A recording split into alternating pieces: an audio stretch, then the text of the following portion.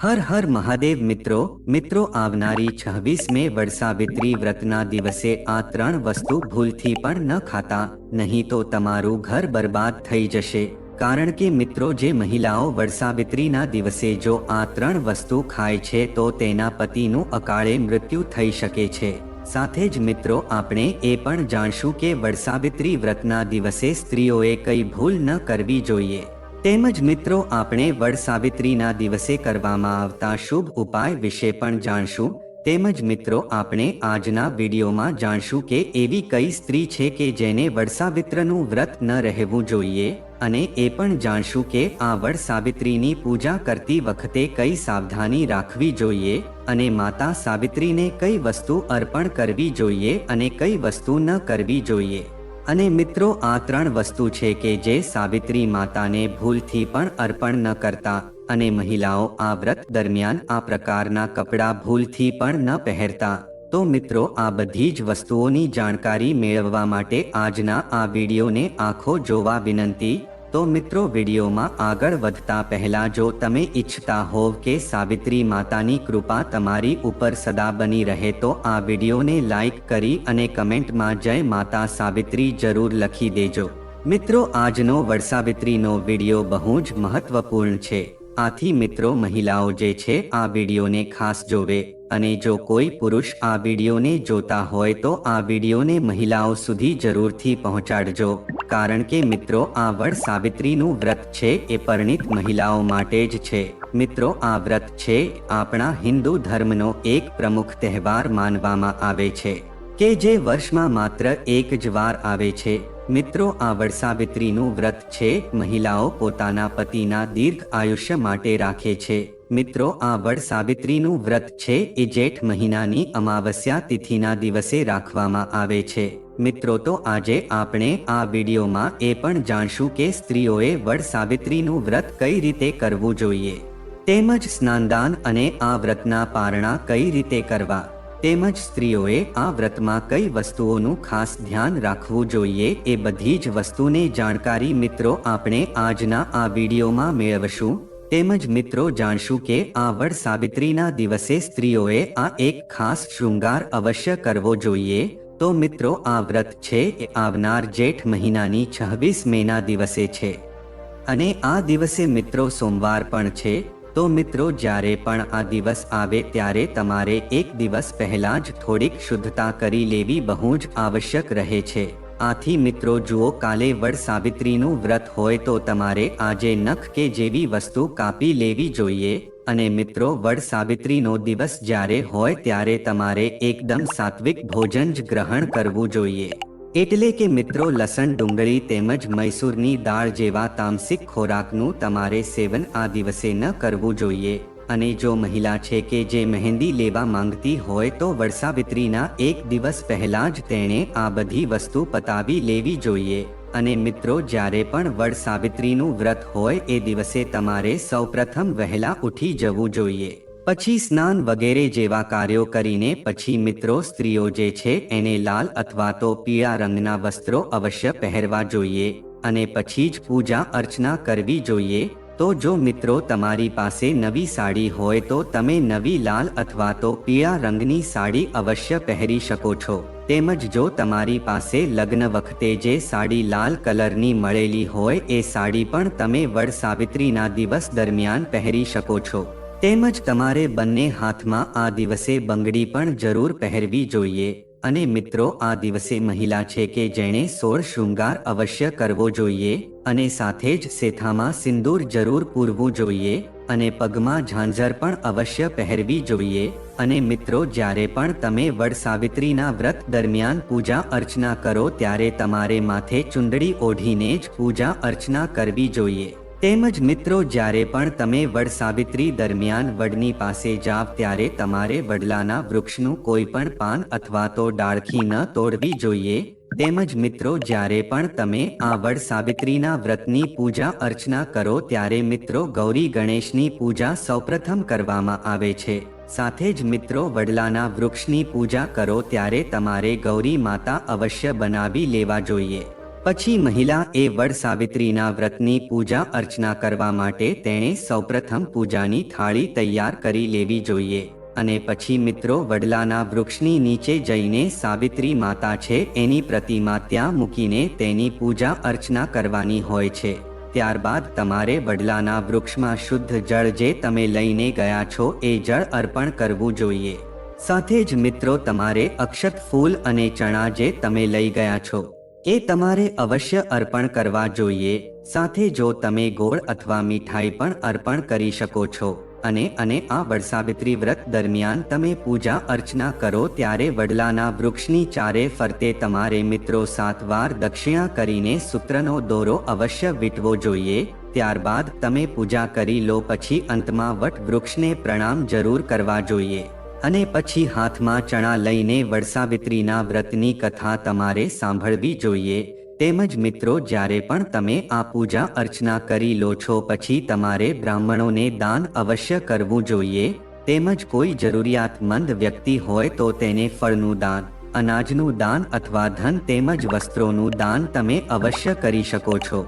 તેમજ મિત્રો આ દિવસે એક લોટામાં શુદ્ધ જળ ભરીને તેમાં કાચું દૂધ નાખીને પછી 2 પતાસા લઈને મિત્રો તમારે પીપળાના વૃક્ષમાં પણ અર્પણ કરવું જોઈએ. આનાથી મિત્રો સાધકનું અટવાયેલું ધન છે એ પ્રાપ્ત થઈ શકે છે. તેમજ મિત્રો આ દિવસે મહિલાઓએ લક્ષ્મી માતાની કૃપા પ્રાપ્ત કરવા માટે કોડી લઈને એને લાલ વસ્ત્રમાં બાંધીને ધનની તિજોરીમાં રાખે છે તો તેના ઘરની ગરીબી છે દૂર થઈ શકે છે.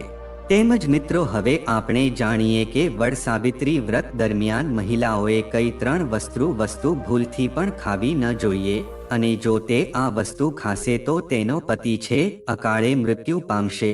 તો મિત્રો જ્યારે પણ વડ સાવિત્રીનું વ્રત હોય ત્યારે મિત્રો મહિલાએ એકદમ સાત્વિક ભોજન જ ગ્રહણ કરવું જોઈએ.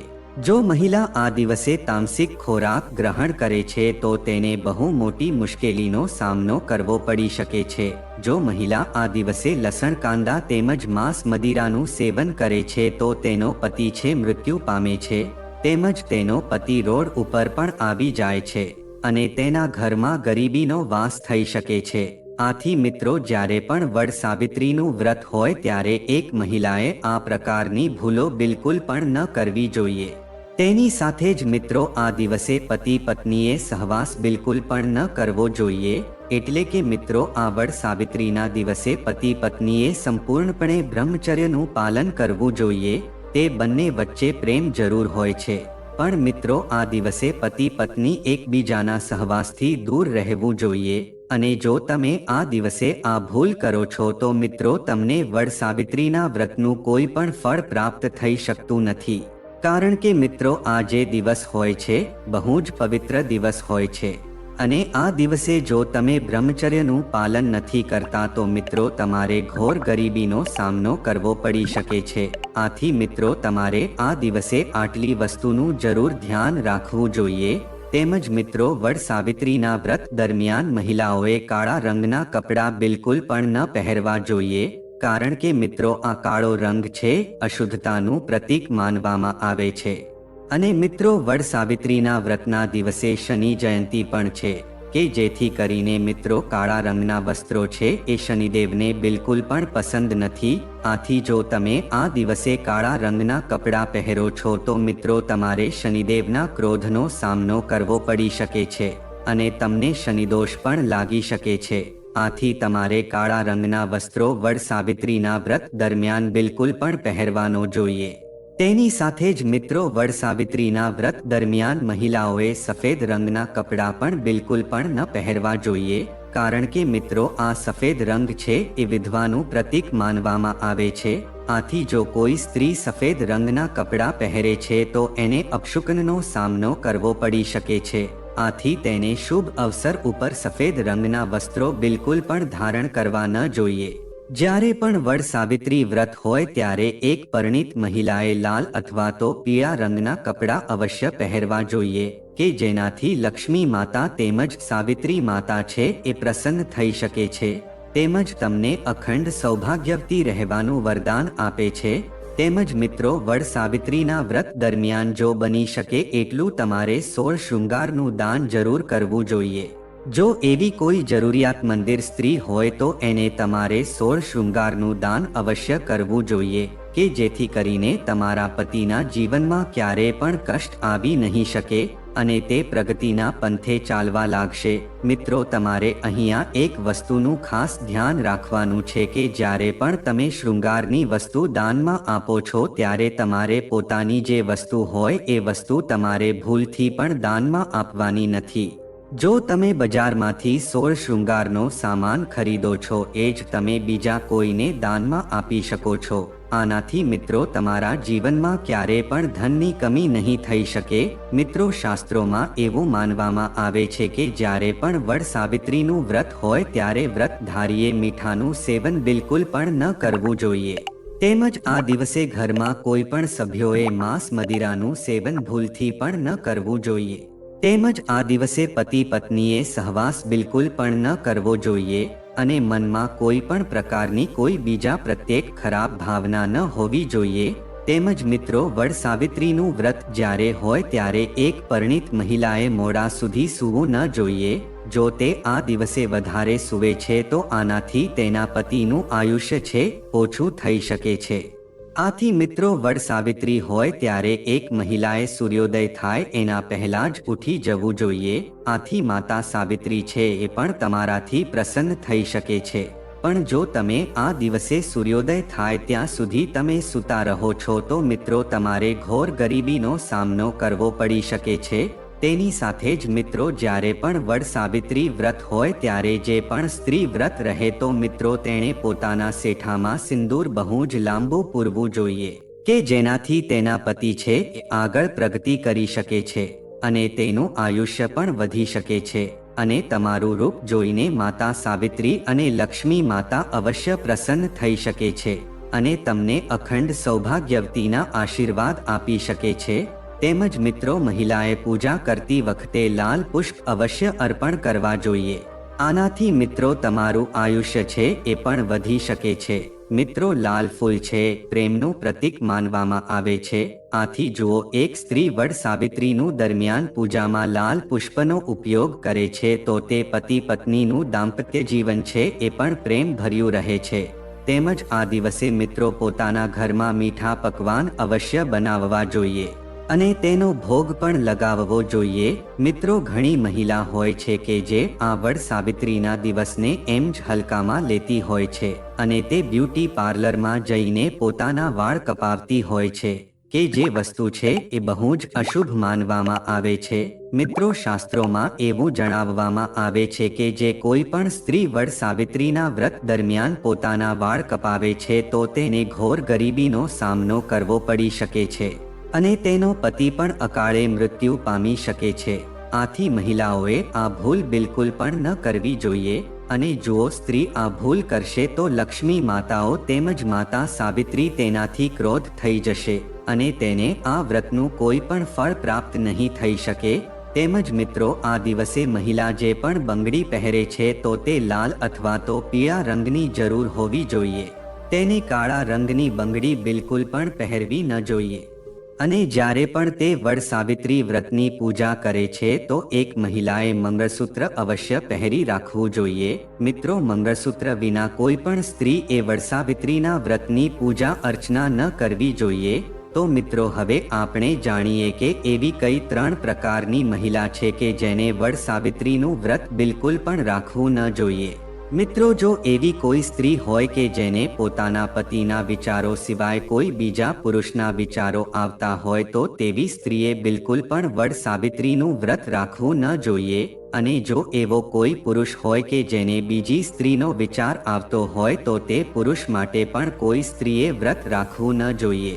આ વસ્તુ બહુ જ અશુભ માનવામાં આવે છે અને આવા વ્યક્તિથી માતા સાવિત્રી તેમજ લક્ષ્મી માતા ક્રોધિત થઈ શકે છે. મિત્રો, આચાર્ય ચાણક્ય છે એવું કહે છે કે એક પવિત્ર સંબંધ એને જ કહેવાય છે કે જે સંબંધ સિવાય કોઈ બીજા લોકોનો વિચાર આવવો ન જોઈએ. આથી મિત્રો, તમારે એ જ વસ્તુ પર વિશ્વાસ કરવો જોઈએ કે સાચો પ્રેમ સંબંધ છે એ સ્વર્ગમાં જ પ્રાપ્ત થઈ શકે છે અને તે લોકો બધા જ જન્મમાં સાથે રહે છે. અને મિત્રો, આ જ વિધિનું વિધાન છે તેમજ મિત્રો બીજી એવી સ્ત્રી છે કે જેને આ વડ સાવિત્રી વ્રત ન રાખવું જોઈએ, તો મિત્રો જે કોઈ પણ મહિલા કે જે ગર્ભવતી છે તો તેને આ વડ સાવિત્રીનું વ્રત ભૂલથી પણ રાખવું ન જોઈએ, કારણ કે મિત્રો આ ગર્ભકાળનો જે સમય છે એક મહિલા માટે બહુ જ મુશ્કેલીનો સમય હોય છે, આથી તે આ વ્રતનું સંપૂર્ણપણે પાલન કરી શકતી નથી।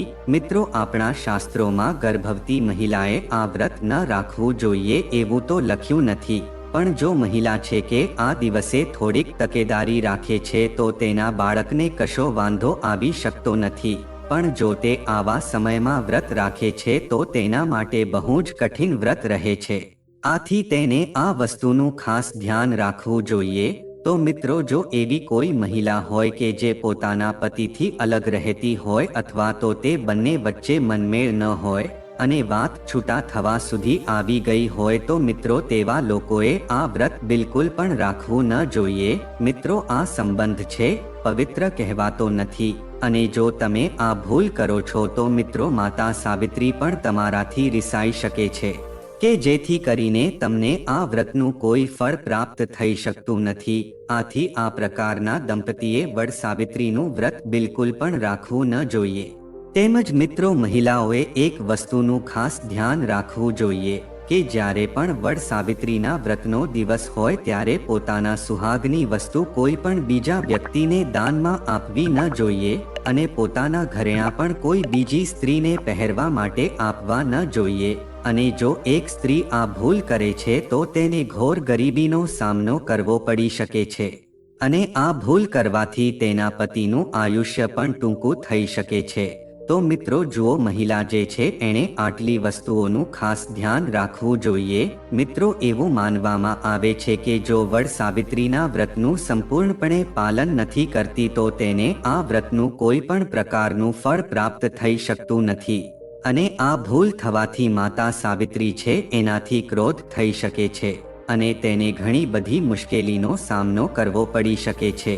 આથી મિત્રો અમે તમને જે પણ નિયમ જણાવ્યા એ નિયમોનું તમારે અવશ્ય પાલન કરવું જોઈએ કે જેથી કરીને તમને આ વડ સાવિત્રીના વ્રતનું અવશ્ય ફળ પ્રાપ્ત થઈ શકે અને તમારું દાંપત્ય જીવન પણ સુખમય વીતી શકે। તો મિત્રો જો આ માહિતી તમને ગમી હોય તો વિડીયોને લાઈક કરી અને ચેનલને સબસ્ક્રાઇબ પણ કરી દેજો કે જેથી કરીને અમે રોજ વાસ્તુશાસ્ત્રને લગતા વિડીયો લાવતા રહીએ। તમારો દિવસ શુભ રહે મિત્રો, ધન્યવાદ।